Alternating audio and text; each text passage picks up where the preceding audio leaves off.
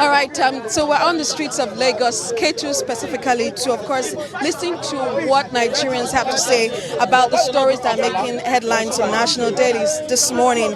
Today is Friday, August 19, 2022, and we're starting with the Punch newspaper. So you see what's on the Punch newspaper. It says, endless borrowing, debt servicing gulps 13.17 trillion naira under Buhari, education suffers. You find that story on page 2 of the Punch newspaper, making the headlines, of course, talking about the education sector here in Nigeria. On the Daily Sun, you have another story here, making headlines. It says that angry Buhari orders security agents to wipe out terrorists. Direct Humanitarian Affairs Ministry orders to ensure IDP's return unhindered. That's a different story that we saw on the Punch newspaper. Although just below the Daily Sun, we see ASU FG talks end in deadlock.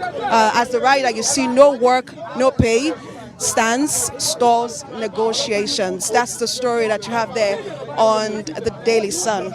If you go to the Guardian newspaper, you see expert task Buhari governors on how to rescue ailing economy.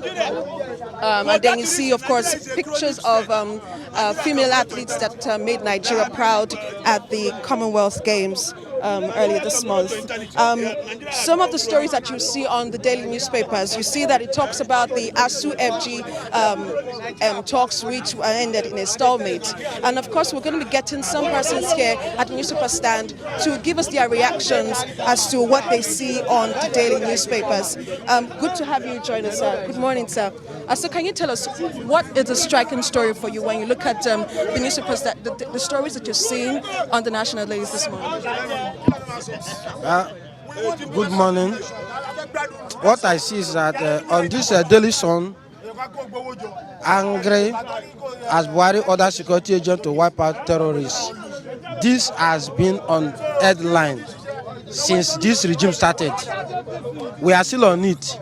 As Buhari have ordered them, you will see here terrorist killing, and they are not doing anything. In short, we are tired of this government. In the aspect of terrorism, I don't know the incentive, what they are gaining, that we Nigerians are dying and they are not doing anything. So if this regime should focus on one thing, look at education. Nothing is working in Nigeria. Everybody, look at our faces. Things is going terribly wrong every day. Every day. We voted for Buhari, but I don't think him himself, his family is enjoying what is happening to we Nigerians. Nobody that went to the pool and voted for Buhari that is having the benefit of democracy. And it's very, very bad, because look at him, he's an Ocean. Which reason does he have to see this? Are they using this money for 70 years, 80 years? How long would they live? One person collected 109 billion naira. Look at the big condition they give them, 5 billion. What encouragement are they giving people that are supposed to be upright? So they should do something about it. Look at subsidy. Before they came in, they campaign against Jonathan that there is no subsidy, that subsidy is a scam. Look at what we are paying for subsidy. I'm even ashamed to even see Buhari as our president. People that came to campaign against a government, and people voted them because of their campaigning. Like Bola Tinubu, Fashola, all of them, they campaign. Even most pastors that are not even talking now, they campaign. Let's try and listen to somebody else, of course, that has some other opinions about what we're seeing on the national dailies this morning. Some persons at the newspaper stand are saying that we're not showing this live, but I want to tell you it's live. We're live on TV, so you can actually go to your houses and watch us live on TV. Also, good morning, sir. Thank you so much for joining us. We see some stories on the national dailies this morning, different stories about this. Commuters grown, businesses shut as Songwater Road collapses. What would you have to say concerning some of the stories that you've seen on national dailies? Endless borrowing. We heard what Adamu said yesterday. He said Nigeria can borrow to eternity. Nigeria can borrow to eternity. What are we getting about the 13 trillion service? It will continue growing dramatically because Nigeria has been chronic borrower. and there is no remedy, according to the minister. So it's not something to write home about. And this is not what we began Buhari. We began that Buhari will come and redeem us. But what we are seeing is a reverse. If you look at the security issue, you can see taking battle to terrorists, either Buhari or the military. We have been hearing this very news. It's no longer thing of today. Once and repeated time, Buhari have been telling us he's taking the battle to the hideout of the. I tell you, I bet you, the hoodlums or the terrorists has no hideout. He knows them. Why do I say so? On the last week newspaper, one of the dailies, I read that one of the big men of the terrorists, the wife get back. Who was the wife get back in the detention? You get it? Hello? So when the wife get back, that woman, government took him to a specialist hospital. A terrorist woman, a wife. You need to make your opinions very succinct so that we can go to other people. Okay. That's what I'm saying. My opinion is this. Buhari should resign. This is a fair government. We can't talk of security, food, academics, zero. Buhari resign. So talk to us. What would you like to see concerning the national dailies, Yeah, good morning, Nigerians. What I want to say is about this terrorists. Yes, Buhari orders security agents to wipe out terrorists. Yes, as a matter of fact, when things are hard in other nations, there are people normally come to Nigeria to seek help. As a matter of fact, we do see Chadians, some of them begging. Then sometimes the Ghanaians came and we help them.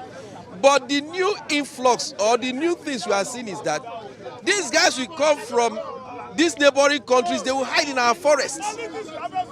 But instead of maybe to do farm work or anything, they will start kidnapping our people. And these guys, they normally come with sophisticated weapons. And they will hang in cells in the east and everywhere, kidnapping our people for ransom. This is laziness and barbarism, and so our military men should go into the forest, pick them out. The Amotekun should be encouraged. Any network that is into security should be encouraged to go into this forest and fish out these people. Because it's terrible. I myself am afraid to travel.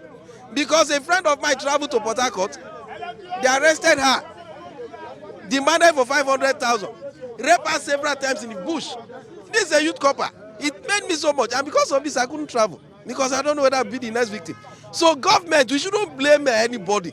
Let government, let Buhari do something about it. Let Amotekun, in fact, I praise Amotekun. God bless those people. God bless Amotekun. All these are network people, let them go into the bush. Bring these people out. Bring them to justice. That's what I have to say. I'm afraid we'll run out of time at the newspaper stand. But let me remind you, Mike Kemi, of course, for people that do not know, especially for those at the newspaper stand, this is going live. So we expect that we hear your views at the newspaper stand, of course, for you to talk to us. And very interesting, earlier you would have seen the heated arguments around here at the newspaper stand. Of course, you see that people are enthusiastic as we go into the 2023 elections next year. It's back to you, Kemi, Mike.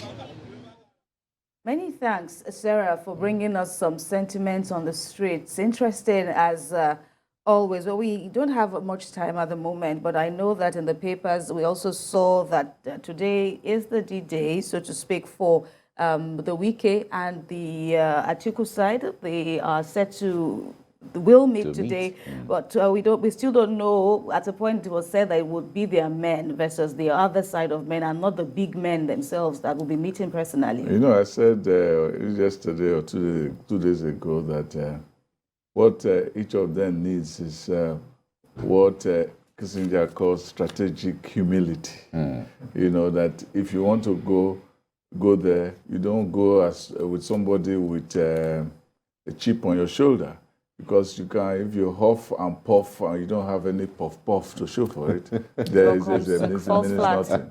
You know, so that's my own advice to them. Well, we'll wait and see how that pans out. Of course, you've already stated where you stand on the matter. The point there is the two men should just meet each other and all let's of these things let's will be move over. on. They have a lot of work to do ahead.